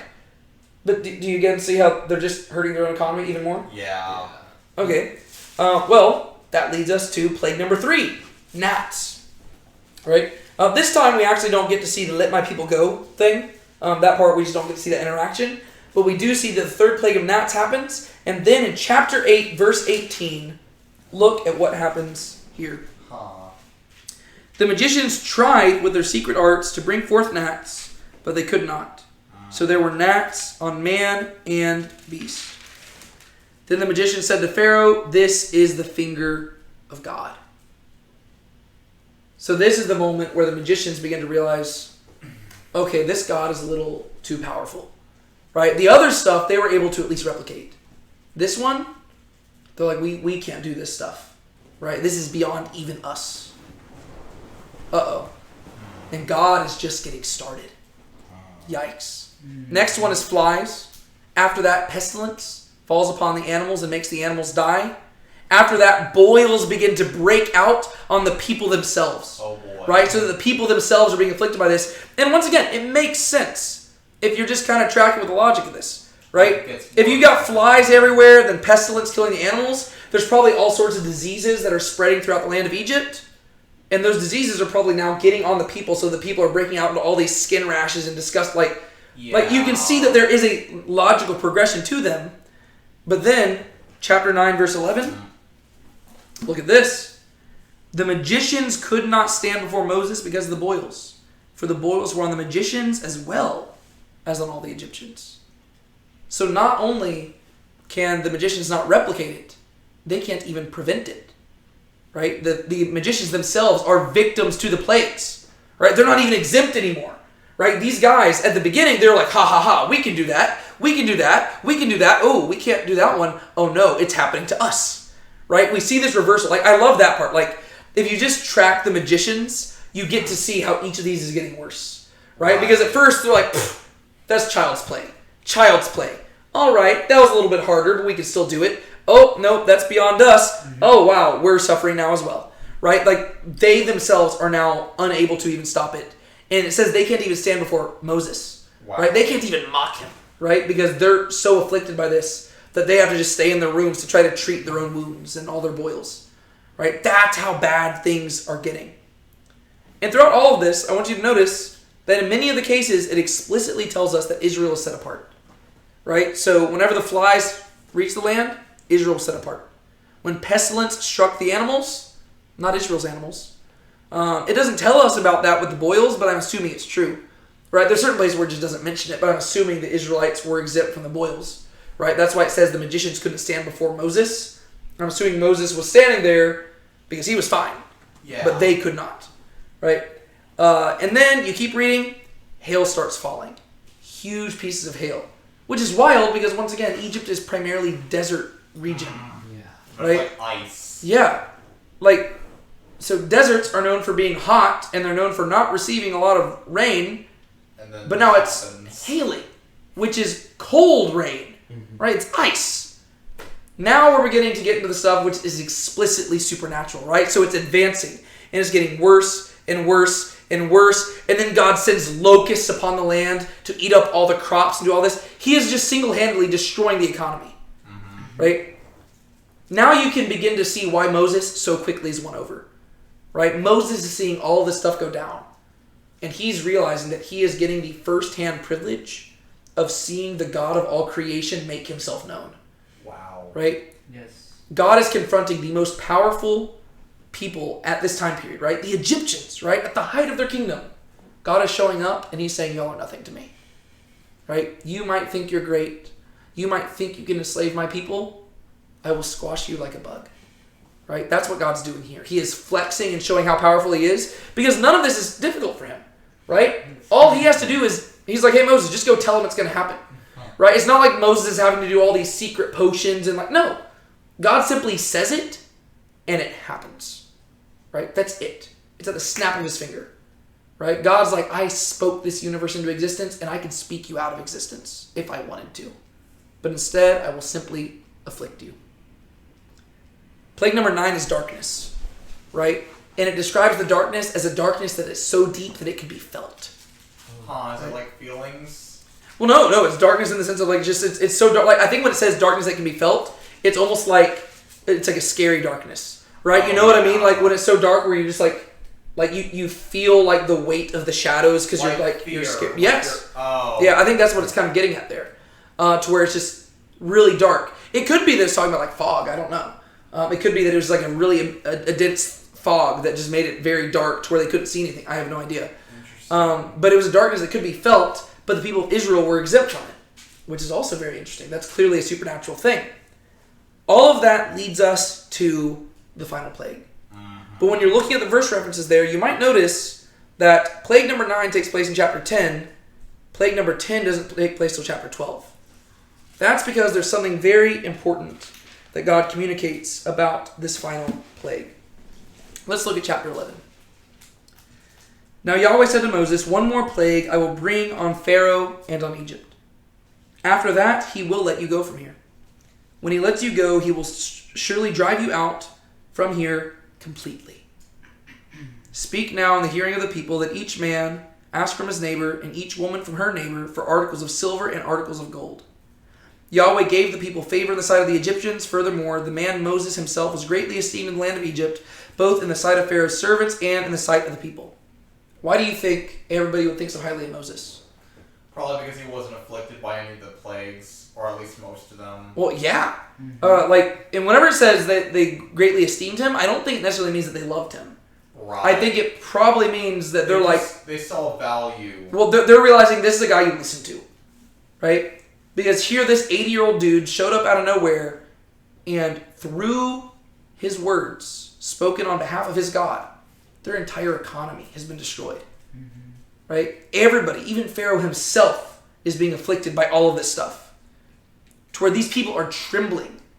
Right? They fear Yahweh so much that they fear Yahweh's people. Which is what God promised to Abraham. Right. Right? The fear of you will fall upon the peoples. Right? I will make your name great. That's what God is doing. He's making his people's name great. Right? But the people are only great because their God is great. Right? Israel on their own were slaves. Israel with their God are to be feared, even though they're still slaves. Right? That's cool. Moses said, thus says Yahweh, about midnight I am going out into the midst of Egypt, and all the firstborn in the land of Egypt shall die. From the firstborn of the Pharaoh who sits on his throne, even to the firstborn of the slave girl who is behind the millstones. All the firstborn of the cattle as well. Moreover, there shall be a great cry in all the land of Egypt, such as there has not been before, and such as there shall not be again. But against any of the sons of Israel, a dog will not even bark, whether against man or beast, that you may understand how Yahweh makes a distinction between Egypt and Israel. All these your servants will come down to me and bow themselves before me, saying, Go out, you and all the people who follow you, and after that I will go out. And he went out from Pharaoh in hot anger. So Moses goes and says, here's what's going to happen. One more plague. For these 9 plagues, you have not let us leave. But after this one, not only are you going to let us leave, you're going to make us leave. You're going to want nothing to do with us after this plague. Because this plague is where you're going to rue the day that you mess with Israel. Because the way this whole story started was with Pharaoh killing Israel's sons. And so he says, you messed with the wrong nation. God saw what you did. And once again, this is a different Pharaoh, but it's still Egypt as a whole. He says, God saw what you did. You killed Israel's sons. God will take your firstborn now. Right? Eye for eye, tooth for tooth. This is the just wrath of God. Then Yahweh said to Moses, Pharaoh will not listen to you so that my wonders will be multiplied in the land of Egypt. Do you see why Pharaoh won't listen? So that God can do more stuff. He says, Pharaoh would give in, but I'm not done showing off my glory yet. Moses and Aaron performed all these wonders before Pharaoh, yet Yahweh hardened Pharaoh's heart, and he did not let the sons of Israel go out of this land. Now Yahweh said to Moses and Aaron in the land of Egypt, This month shall be the beginning of months for you. It is to be the first month of the year to you. Speak to all the congregation of Israel, saying, On the 10th of this month they are to each one take a lamb for themselves, according to the father's household, a lamb for each household. Now if the household is too small for a lamb, then he and his neighbor nearest to his house are to take one according to the number of the persons in them.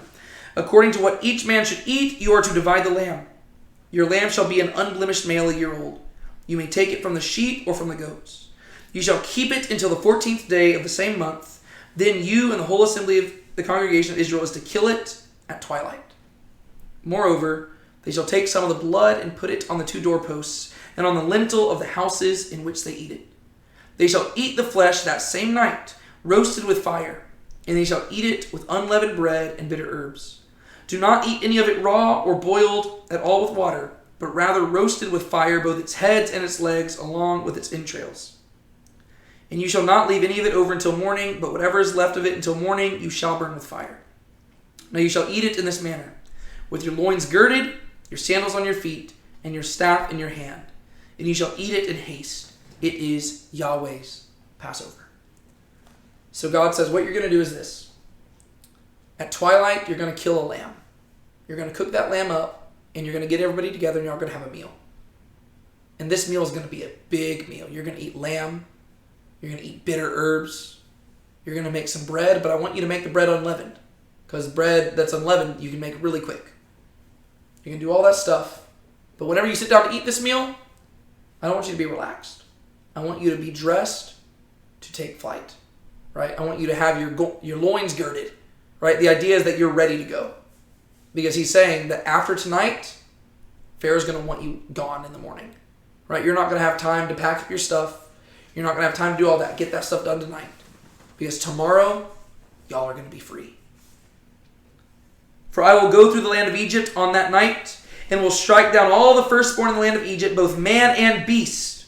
And against all the gods of Egypt I will execute judgments. I am Yahweh. The blood shall be a sign for you on the houses where you live.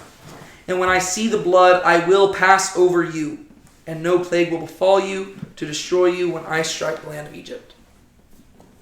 So he says, this is going to be the sign. Right? Whenever I go through the land to destroy them for their sin, everybody is worthy of being destroyed. Right? You get the idea that this angel that's going to pass through the land is an angel of judgment and justice. And the Egyptians aren't the only ones who deserve to die. Everybody deserves to die. Right? The Hebrews are just as guilty. The Hebrews have done plenty of bad stuff. But he says, in order to identify yourself as my people, take the blood of the lamb, paint it on the doorposts. When I see that blood, I will know that you are my people, and I'll pass over you. Right? No wonder why Jesus is going to be called our Passover lamb. Jesus is going to die around twilight. Right? Jesus is going to die, and his blood is the thing that covers us so that God's judgment passes over us, right? Jesus is the one that we celebrate. We drink the wine, the blood, right, to commemorate his sacrifice. We eat the bread, the unleavened bread, to represent how quickly his salvation came. And that's why we do it, right? And Jesus himself died literally on Passover, right? And it's all pointing towards that. And so he says, celebrate this meal, not just tonight, but every year going forward. And he even says that going forward, this is the first month of the year. He says this event is so significant in your history that your entire calendar is going to revolve around it, right? So the Hebrew calendar is different than like our calendar, right? Our calendar starts in January. Theirs, they've actually changed it a little bit since then. But at this moment, this month becomes the first month because this is the moment that they became free, right? This is whenever Israel truly became Israel. We skip down. Let's go look at verse 29. Now it came about at midnight that Yahweh struck all the firstborn in the land of Egypt, from the firstborn of Pharaoh, who sat on his throne, to the firstborn of the captive who was in the dungeon, and all the firstborn of the cattle. Pharaoh arose in the night, he and all his servants and all the Egyptians, and there was a great cry in Egypt, for there was no home where there was not someone dead. Then he called for Moses and Aaron at night and said, rise up, get out from among my people, both you and the sons of Israel, and go worship Yahweh as you have said. Take both your flocks and your herds as you have said, and go and bless me also. So Pharaoh has to deal with the death of not only his son, but the death of somebody in every household. And so finally he says, you know what? Just leave. Get out of here. Do whatever it takes and just bless me and get out of here. Right? I don't want to deal with this. Stop cursing me. Stop destroying us. You get what you want. Leave. The Egyptians urged the people to send them out of the land in haste, for they said, we'll all be dead. So the people took their dough before it was leavened, with their kneading bowls bound up and their clothes on their shoulders. Now the sons of Israel had done according to the word of Moses, for they had requested from the Egyptians articles of silver and articles of gold and clothing. And Yahweh had given the people favor in the sight of the Egyptians, so that they let them have their request. Thus they plundered the Egyptians. Now the sons of Israel journeyed from Ramesses to Succoth, about 600,000 men on foot, aside from children. A mixed multitude also went up with them, along with flocks and herds, a very large number of livestock. I love that detail. It says that as the people of Israel left, you know who was with them? Animals and flocks. In addition to animals, it says a mixed multitude. People who were not Israelites. Gentiles. Right? Some of these could have been Egyptians. Some of these could have been other people. Right? It's just one verse right there, but it lets you know that some people saw all this stuff and they got the right lesson out of it. Even though they weren't Israelites, they said the God of the Israelites is a God to be worshipped. And where the Hebrews go, we're going to. Right? So here we have a mixed multitude of people who are not Hebrews, but going forward they are going to become Hebrews. I think that's really cool. Right? Because remember, that was God's whole goal. Right? Through you, all the nations of the world will be blessed. Right? So here we have even Gentiles leaving with the people of Israel. They baked the dough which they had brought out of Egypt into cakes of unleavened bread, for it had not become leavened, since they were driven out of Egypt and could not delay, nor had they any provisions for themselves. Now the time that the sons of Israel lived in Egypt was 430 years, and at the end of 430 years, to the very day, all the hosts of Yahweh went out from the land of Egypt. 430 years. They went through it, and now finally they are free, almost. Right? Not quite, because Pharaoh's going to have he's going to second guess things. If you read through the rest of chapter 12 and chapter 13, we actually have some, basically just like details, basically just explaining more about the Passover and what they're going to do celebrate going forward. Since that really doesn't like pertain to the story itself, we're going to skip a lot of that. But let's actually pick up with verse 17 of chapter 13. Now when Pharaoh had let the people go, God did not lead them by the way of the Philistines, even though it was near. For God said the people might change their minds when they see war and return to Egypt. Hence God led the people around the way of the wilderness to the Red Sea. and the sons of Israel went up in martial array from the land of Egypt. That's a very interesting detail, right? So, I don't know if you can picture the map of Israel or the map of this region in your mind, right? But if you think about it, right, I'm going to try to draw it for you, right? You've got the Mediterranean Sea over here, right? Egypt is down here. Israel is up here. If you're wanting to go from Egypt to Israel, what is the fastest way to go? Like there. Right. Which is a straight line, right? Yeah. A straight line, and guess what? There is land that you could follow. But there's a certain people group you would have to go through, right? Because the region that owns that land is the people known as the Philistines, right? Because if you're wanting to get to the promised land from Egypt, you have to pass through Philistia. Well, God doesn't want to send them through Philistia, right? Well, let me just read this. Because a lot of times people miss why God did this whole Red Sea thing, right? But this right here explains it. The problem is that when Pharaoh let the people go, God did not lead them by the land of the Philistines, although it was near, for God said, lest the people change their minds and they return to Egypt. Right? So what is God's concern about sending them through Philistia? Is that they're gonna want that he's gonna know the people would probably want to return to Egypt But why would they want to return to Egypt?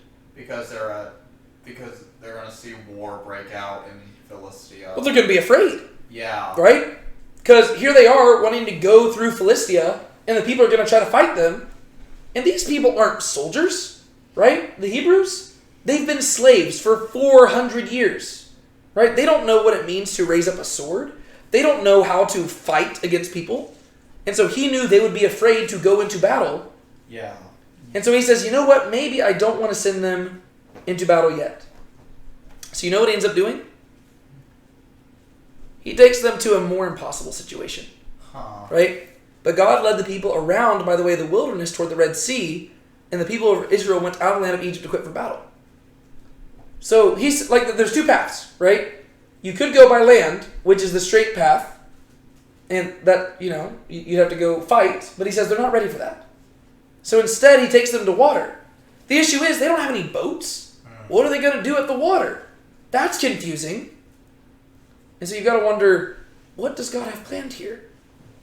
And we'll see in just a second. But before we see that, I want you to notice another thing that chapter 13 ends by detailing. Verse 19. Moses took the bones of Joseph with him, for he had made the sons of Israel solemnly swear that God will surely take care of you, and you shall carry my bones from here with you. You remember that's how Genesis ended? Mm-hmm. Right? Genesis ended with Joseph dying by faith. He said, one day, y'all are going to be free from this land. Take my bones with you and bury me. Well, here we have Joseph's hope being fulfilled. Then they set out from Sukkot and encamped in Etham on the edge of the wilderness. Yahweh was going before them in a pillar of cloud by day to lead them on the way, and in a pillar of fire by night to give them light, that they might travel by day and by night. He did not take away the pillar of cloud by day, nor the pillar of fire by night from before the people. Two things here. Whenever it says pillar, I'm imagining that it's not simply like a column. I imagine it's probably more like mushroom shaped, or even just like a blanket on the sky. The reason why is because you think of it, right? A pillar of cloud by day, well, they're traveling through the wilderness, right? And the wilderness is hot, right? So if God is traveling in a pillar of cloud overhead, well, it's shielding them from the sun, right? And by nighttime in the desert, what happens in the nighttime? It's cool. It gets very cold. Yep. Well, if he's a pillar of fire, not only can they see, but they're also warmed, right? So I'm assuming that it's not simply a vertical pillar, but it's more like like more mushroom shaped. So it's going in front of them, but also maybe shielding them over top, right? It doesn't explicitly say that, Like but an umbrella. well, yeah, kind of an umbrella. Mainly because there's other details later on in Scripture where it talks about how God like preserved their garments and stuff like that. I'm assuming that that's what it's suggesting, right? It's the idea that he's not only going before them, but he's over them as well, right?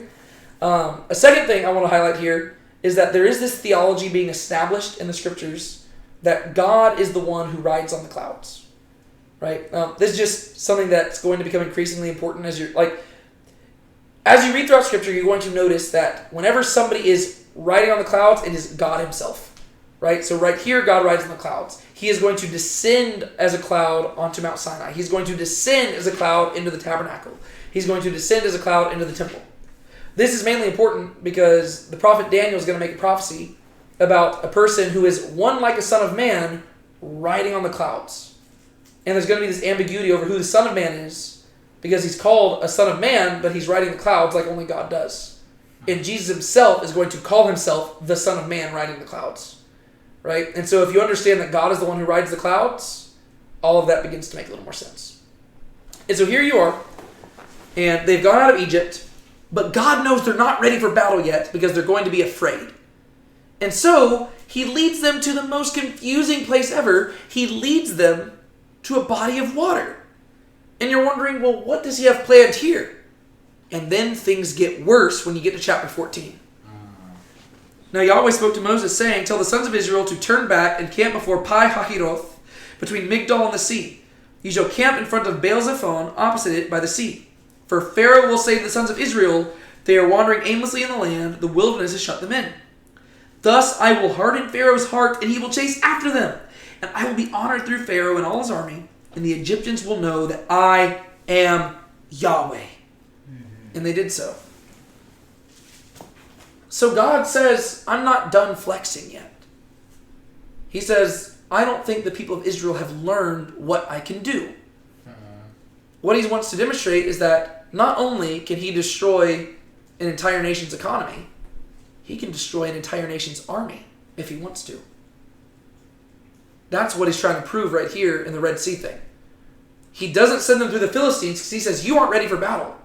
Because y'all are slaves and you think that I need you to be an army. He says, I don't need you to be an army. What he's going to demonstrate through this Red Sea thing right here is he's going to say, I can destroy an entire army by myself if I want to. Right? And you don't even have to raise a sword. Right? Some trust in chariots and some trust in horses. We trust in the name of the Lord our God. Right? That's what he's communicating. When the king of Egypt was told that the people had fled, Pharaoh and his servants had a change of heart toward the people, and they said, what is this that we have done, that we have let Israel go from serving us? So he made his chariot ready and took his people with him. And he took 600 select chariots and all the other chariots of Egypt with officers over all of them. Yahweh hardened the heart of Pharaoh, king of Egypt, and he chased after the sons of Israel as the sons of Israel were going out boldly. Then the Egyptians chased after them with all the horses and chariots of Pharaoh, his horsemen and his army, and they overtook them, camping by the sea beside Pi Hahiroth, in front of Baal Zephon. As Pharaoh drew near, the sons of Israel looked, and behold, the Egyptians were marching after them, and they became very frightened. So the sons of Israel cried out to Yahweh. Then they said to Moses, is it because there were no graves in Egypt that you have taken us away to die in the wilderness? Why have you dealt with us in this way, bringing us out of Egypt? Is this not the word that we spoke to you in Egypt, saying, leave us alone that we may serve the Egyptians? For it would have been better for us to serve the Egyptians than to die in the wilderness. They started to complain. They immediately started to complain. They say, Moses, what the heck, man? You just brought us out here to die. This is ridiculous. Why would you do this? Now you see why God needed to have them go to the Red Sea. They haven't learned the lesson yet. Yep. Right? It was one thing for them to see God rain these plagues down on Egypt, but they didn't understand how powerful God is. They saw God take out an economy, but can nature fight back? Nature can't fight back. An army can fight back. And now here they are, water on one side, an army chasing them. Right? At least if they had run into the Philistines, they could have run back to Egypt. Right? That's what God was afraid of. Lest the people change their minds and return to Egypt. But now they can't return to Egypt. That's not an option. Because it's the Egyptians that are coming after them. The only place they have to run to is the sea, and they drown in the sea. So what God's doing is he is forcing them into an impossible scenario to show them that the impossible is not impossible for him. Yes. Right? That's what he's showing them. And so the people turn to Moses and they accuse him and they say, was it not enough for us to be enslaved? You wanted us to die out here? But Moses said to the people, do not fear. Stand by and see the salvation of Yahweh, which he will accomplish for you today. For the Egyptians whom you have seen today, you will never see them again forever. He says, guys, take a good look at those Egyptians, because you're never going to see them again. Yahweh will fight for you. You must only keep silent. If I was going to translate this, the people say, Moses, did you bring us out here to die? And Moses turns and says, shut up and watch. Right? He says, you get ready. Buckle up, because you're in for a show. Yahweh said to Moses, why are you crying out to me? Tell the sons of Israel to go forward. As for you, lift up your staff and stretch out your hand over the sea and divide it, and the sons of Israel shall go through the midst of the sea on dry land. As for me, behold, I will harden the hearts of the Egyptians so that they will go in after them, and I will be honored through Pharaoh and all his army, though his chariots and his horsemen. Then the Egyptians will know I am Yahweh when I am honored through Pharaoh, through his chariots and his horsemen. He says, the dead bodies of this army will be my glory. The angel of God, who had been going before the camp of Israel, moved and went behind them. And the pillar of cloud moved from before them and stood behind them. So it came between the camp of Egypt and the camp of Israel, and there was the cloud along with the darkness, yet it gave light at night. Thus the one did not come near the other all night. Then Moses stretched out his hand over the sea. And Yahweh swept the sea back by a strong east wind all night and turned the sea into dry land, so the waters were divided. The sons of Israel went through the midst of the sea on dry land, and the waters were like a wall to them on the right hand and to the left. The Egyptians took up the pursuit, and all Pharaoh's horses, the chariots, and his horsemen went in with them into the midst of the sea. At the morning watch, Yahweh looked down on the army of the Egyptians through the pillar of fire and cloud and brought the army of the Egyptians into confusion. He caused their chariot wheels to swerve, and he made them drive with difficulty. So the Egyptians said, let us flee from Israel, for Yahweh is fighting for them against the Egyptians. So the people of Israel, they escape. Water to their left, water to their right.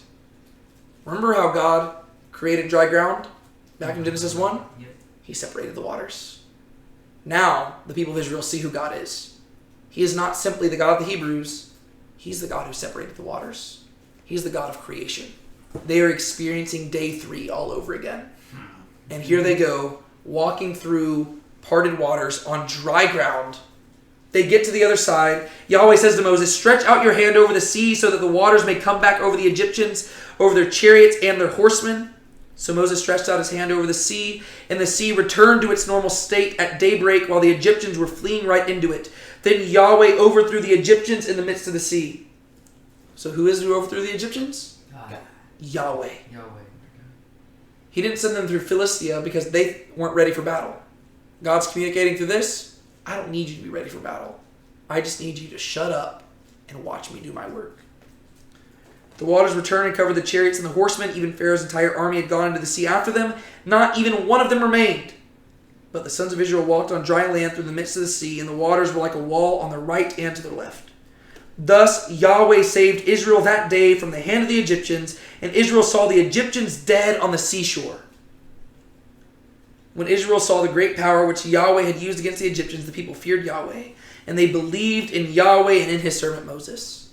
Finally, they get the message. He knew they weren't ready to fight the Philistines because they weren't ready for battle. Now, they look, and the army that they were afraid of, which is an army way more powerful than the Philistine army, lies dead in front of them. And they didn't even raise a sword. And so when you read Exodus 15, what they do is they praise God. So what God wanted to do here is he wanted to show the people of Israel that he didn't need an army to win a battle. He wanted to show them who Yahweh truly is. This is what chapter 15 says. And this is how we're going to close out tonight. Moses and the sons of Israel sang this song to Yahweh, and he said, I will sing to Yahweh, for he is highly exalted. The horse and its rider he has hurled into the sea. Yahweh is my strength and song. He has become my salvation. This is my God, I will praise him. My father's God, I will extol him. Yahweh is a warrior. Yahweh is his name. You notice who the warrior is? Yahweh. Right? He doesn't need them to be an army. He is the army. Pharaoh's chariots and his army he cast into the sea, and the choicest of his officers are drowned in the Red Sea. The deep covers them. They went down into the depths like a stone. Your right hand, O Yahweh, is majestic in power. Your right hand, O Yahweh, shatters the enemy. And in the greatness of your excellence, you overthrow those who rise against you. You send forth your burning anger, and it consumes them as chaff. At the blast of your nostrils, the water piled up. The flowing waters stood up like a heap. The deeps were congealed in the heart of the sea. Do you see what Moses is saying there? The blast of your nostrils, the water piled up. Do you realize how big God is? right? The blast of your nostrils. Like that, whenever you like laugh a little bit, but it's not like a full laugh, it's like just enough laugh to like just a little extra air out of your nose. You're like, like just that little gust of air. That's what God did, right? He says, you just laughed a little bit out of your nostrils and the waters piled up, right? That's how big God is. Because God saw the Egyptians and he laughed. And so he just, boom, water piled up. The enemy said, I will pursue, I will overtake, I will divide the spoil. My desire shall be gratified against them. I will draw out my sword, my hand will destroy them. You blew with your wind, and the sea covered them. They sank like lead in the mighty waters. All right, so here you have, like, the imagery it's funny, it's hilarious, right? They're singing this song, and the song has humor in it. Because here, the Egyptians are chasing after Israel, and they think they're going to destroy Israel, and God laughs at them. And as God laughs, a little air comes from his nose, and the waters pile up for Israel to escape. And then the Egyptians have the audacity to chase Israel into the waters, and what does God do? He blows the waters back down on them to crush them, right? God doesn't have to raise a sword either. All God has to do is breathe. He just breathes with his nose, breathes with his mouth. Inhale, exhale. Waters go up, waters go down. That's all it is to God. It's but a breath. An inhale and exhale has toppled the most powerful army at that time period. Who is like you among the gods, O Yahweh? Who is like you, majestic in holiness, awesome in praises, working wonders? You stretched out your right hand, and the earth swallowed them. In your hesed, you have led the people whom you have redeemed. In your strength, you have guided them into your holy habitation. Remember, come to serve me in the wilderness? He's bringing them to him, his holy habitation. The peoples have heard, they tremble. Anguish has gripped the inhabitants of Philistia. Wow, who's afraid of God now? Philistia. The Philistines, right? Those were the ones that God, like they weren't prepared to fight the Philistines a second ago, but now they've seen what God can do, and they're like, oh, the Philistines don't stand a chance. And not simply the Philistines. The chiefs of Edom were dismayed. The leaders of Moab, trembling grips them. All the inhabitants of Canaan have melted away. The Israelites recognize what's happening here. They say, once the nations hear what you can do, they're going to pee themselves. They're going to be terrified. Who is like Yahweh? Right? They might worship their gods, but their God is not like our God. Their gods can't do this.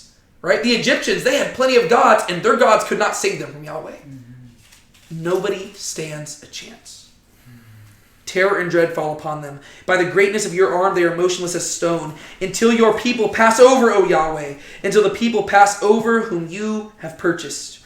You will bring them and plant them in the mountain of your inheritance. The place, O Yahweh, which you have made for your dwelling. The sanctuary, O Lord, which your hand has established. Yahweh shall reign forever and ever. They get it. They say, you have delivered us from bondage. The rest of your promises will be true.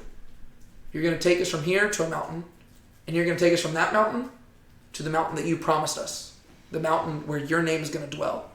And you yourself will reign from that mountain. So in Israel's theology, who is their king? Yahweh. Right? Yahweh is king. Yahweh is warrior. And as we're going to see next week, Yahweh is also their groom. Right? Yahweh is everything to them. Right? He has flexed on them. He has demonstrated his power. He has wooed them. And finally, their relationship with him is truly going to begin. For the horses of Pharaoh with his chariots and his horsemen went into the sea, and Yahweh brought back the waters of the sea on them. But the sons of Israel walked on dry land through the midst of the sea. Miriam the prophetess, Aaron's sister, took the timbrel in her hand, and all the women went out after her with timbrels and with dancing. Miriam answered them, sing to Yahweh, for he is highly exalted. The horse and his rider he has hurled into the sea.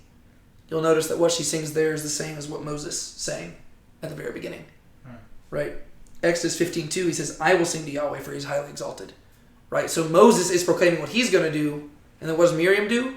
She goes out and tells everybody to sing the same song. Sing to Yahweh, for he is highly exalted. The horse and his rider he has thrown into the sea. Right? That's where we're going to stop tonight. Right? So the whole message is that Yahweh can do what he wants. You're facing something impossible, Yahweh can cover it. Right? That's what the purpose of the Exodus is about. Right? It is about God demonstrating who he is. The Exodus story is literally Yahweh flexing so that everybody sees how powerful he is. And Exodus 15 is the Israelites realizing our God is awesome. Right? Our God is an awesome God, he reigns. That's what they're singing at this point. Right? That's literally what that song is. When he rolls up his sleeves, he ain't just putting on the Ritz. Our God is an awesome God. There's thunder in his footsteps and lightning in his fists. Our God is an awesome God. The Lord wasn't joking when he kicked him out of Eden. It wasn't for no reason that he shed his blood. His return is very close, and so you better be believing that our God is an awesome God. Right? That's what this is about. Right? And so, whenever we move forward, we have gotten out of the let my people go section, and the rest of the book of Exodus, which we will cover next week, is the that they may serve me in the wilderness section.